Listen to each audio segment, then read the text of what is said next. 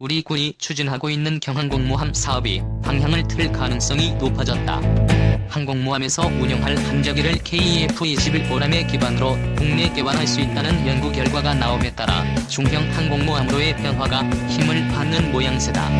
5일 CBS 노컷 뉴스 취재를 종합하면 방위사업청이 올해 4월부터 최근까지 국방기술진흥연구소에 맡겨 진행하는 함탑제형 전투기 국내 연구개발 방안 연구 용역에서 항공모함 함재기를 국내 개발할 수 있다는 잠정 결론이 나왔다.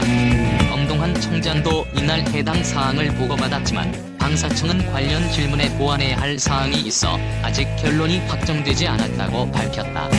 항공모함은 함재기가 주력이 되는 군함이므로 운용 개념과 함재기에 따라 함 자체가 바뀌어야 한다.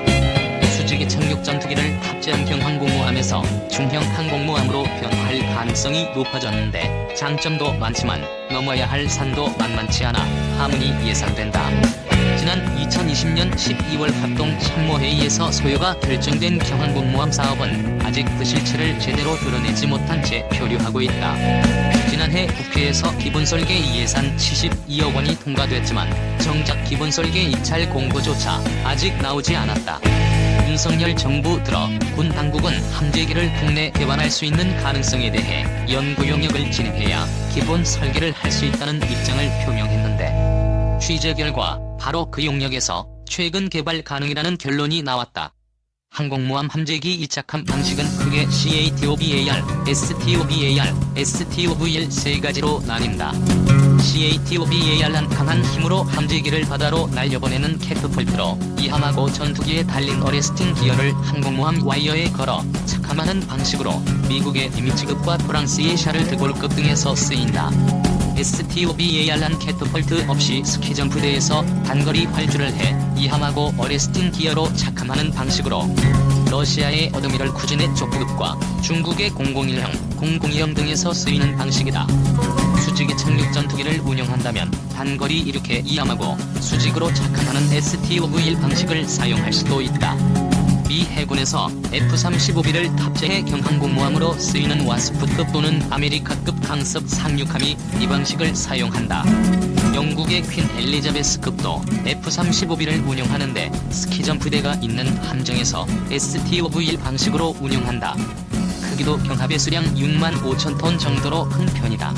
우리가 유력하게 검토하던 안도 F-35B 20대 남짓을 탑재하는 STOVL 방식 경항모로 경합의 수량 기준 3만 톤급이다. 해군 또한 그전에 있던 가장 큰 함정이 1만 4,500톤 규모의 독도급 대형 수송함이라는 점과 함께 처음부터 중형 항모를 운용하기에는 부담이 크다는 이유 등으로 공군에서 F-35B를 운용하는 방식의 경항공모함이 바람직하다는 기류였다. 하지만 연구 용역 결과대로 KF-21을 기반으로 함재기를 개발한다면 CATOBAR 또는 STOBAR 방식을 채택하는 일이 불가피하고 이는 필연적으로 항모가 커지는 결과를 초래한다. 군은 국산 함재기를 탑재한 항공모함이 경합의 수량 기준 4에서 5만 톤급 중형 항모가 될 것으로 예상하고 있는데 그러면 러시아의 어드미럴 쿠츠네 초프급이나 이를 기초로 한 중국의 001형과 비슷한 크기가 된다. 항모는 10에서 15년 이상을 내다봐야 하므로 필요에 따라서는 더 커질 수도 있다. 이러한 분위기는 이미 그전부터 감지됐었다. 9월 19일 국회 국방위원회 전체 회의에서 더불어민주당 김영배 의원은 이종석 국방부 장관의 언론 인터뷰 내용을 인용해 함재기 국내 개발이 한국 항공우주산업에서 개발한 KF-21을 염두에 두고 있는 게 맞느냐고 김승겸 합동참모의장에게 물었다. 김승겸 합참의장은 이에 대해 예라고 답하며 개발해서 함재기로 가능한지를 지금 연구하고 있다고 답했다.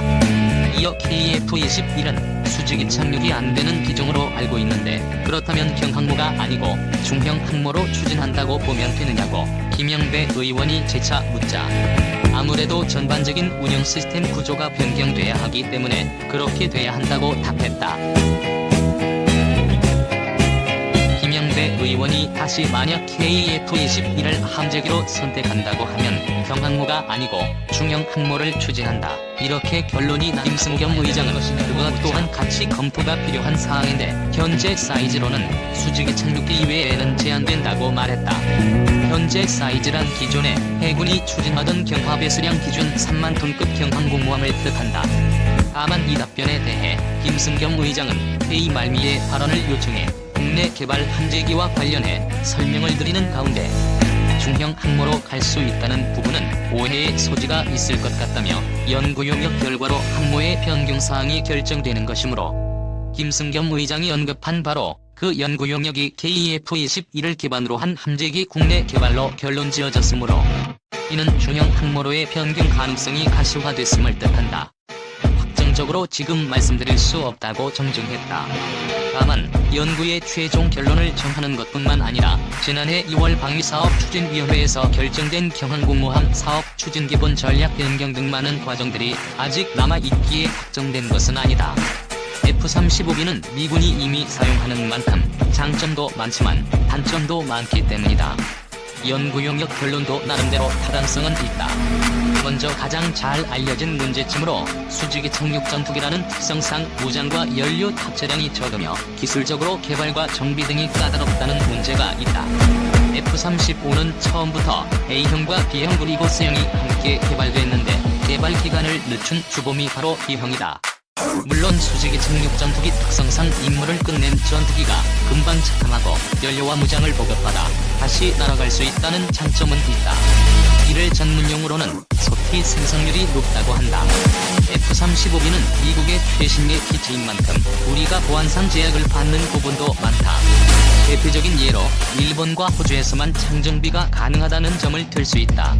또 미국 보안 규정에 따라 항모의 비행 브리핑실, 무장 탑재실, 정비실 등 공간이 특별 보안 구역으로 설정된다. 이뿐만 아니라 A와 B 두 기체 모두 우리가 원하는 무장을 마음대로 장착해 쓰기 어렵다.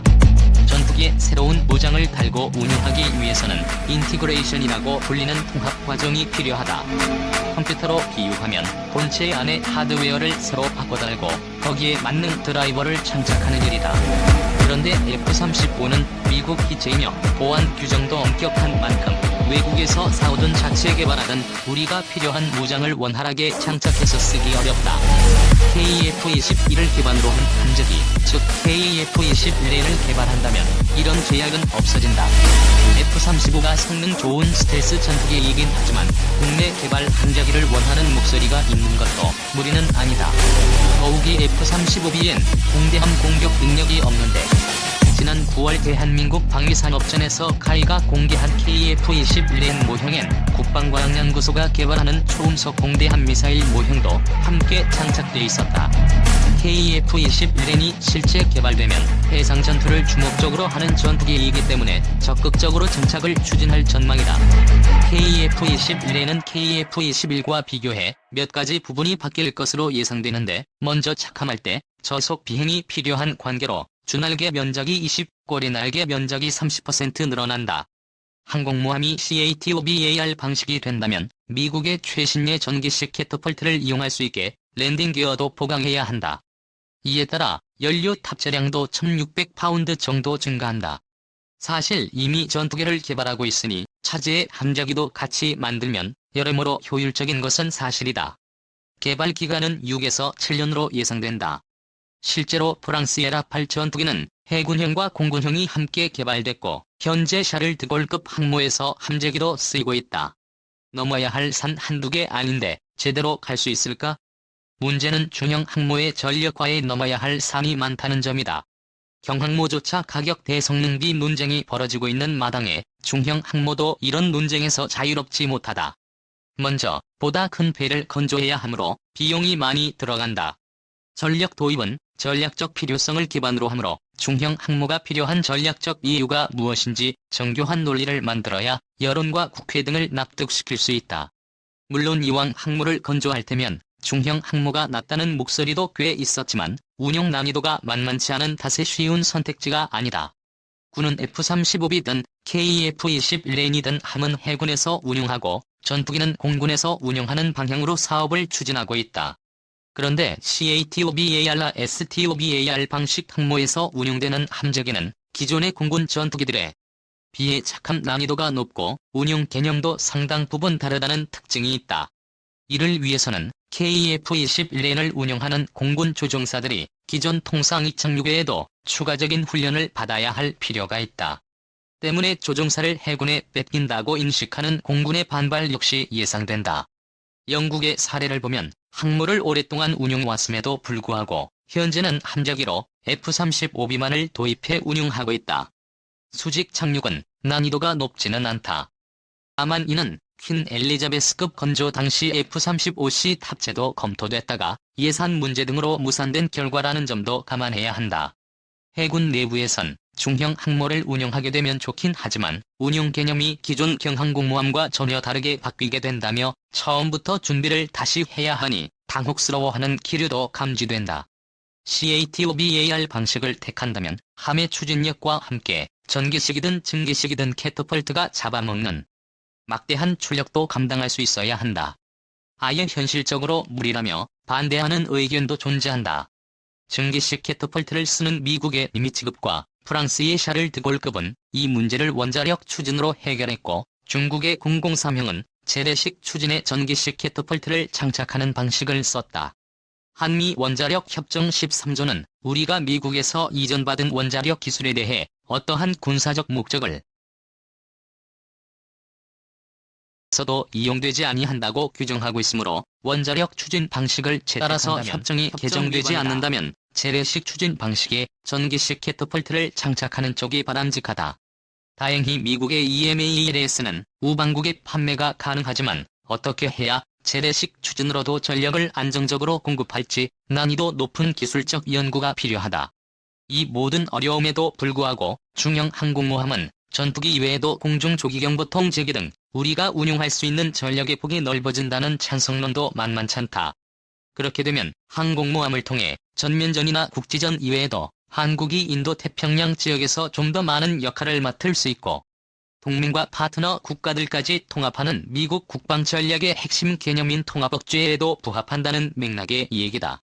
어쨌든 연구 용역 결과에 따라 함재기의 방향이 크게 영향을 받고 그 연구 용역에서 KF-21을 기반으로 국산 함재기 개발이 가능하다는 결론이 나온 만큼 항공모함 사업 추진 방향에 있어서 상당 수준의 변화와 관련된 논의가 불가피하다.